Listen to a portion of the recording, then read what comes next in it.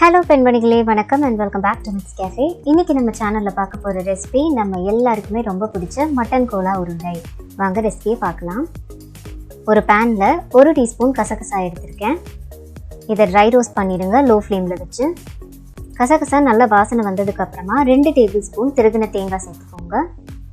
இந்த தேங்காய் ட்ரை ஆகுற வரைக்கும் லோ ஃப்ளேம்ல வச்சு வதக்கிக்கோங்க. தேங்காய் ட்ரை ஆனதுக்கு அப்புறமா 5 காஞ்ச மிளகாய் எடுத்துர்க்கேன். அதையும் வதக்கிக்கோங்க. இது கூட 1 டீஸ்பூன் பொடியா நறுக்கின இஞ்சி, 1 டேபிள்ஸ்பூன் பொடியா நறுக்கின பூண்டு, 1/2 டீஸ்பூன் மஞ்சள் தூள், 1 டீஸ்பூன் கரம் மசாலா, ஒரு சின்ன வெங்காயம் பொடியா நறுக்கி வச்சிருக்கேன், அதையும் சேர்த்துக்கிறேன். இது கூட 1/2 டீஸ்பூன் உப்பு. இது எல்லாத்தையும் சேர்த்து நல்லா கலந்து விடுங்க. பச்சை வாசனை போகிற வரைக்கும் வதக்கி விட்டுக்கோங்க. இப்போ பச்சை வாசனை போயாச்சு. இது கூட 200 கிராம் மட்டன் கீமா, அதாவது மட்டன் கொத்துக்கறி எடுத்திருக்கேன். அதையும் சேர்த்து நல்லா கலந்துடலாம். இப்போ எல்லாம் நல்லா மிக்ஸ் ஆகிருக்கு. கலரும் சேஞ்ச் ஆக ஆரம்பிச்சிருச்சு.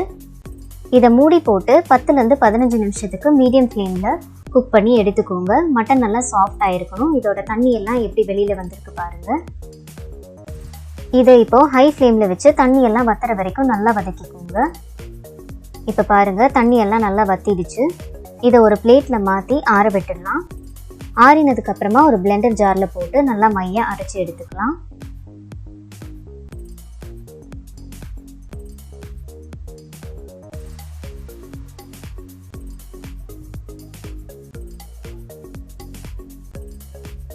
இந்த மாதிரி நல்லா மையாக அரைச்சி எடுத்துக்கோங்க. இதை ஒரு பவுலில் மாற்றிடலாம்.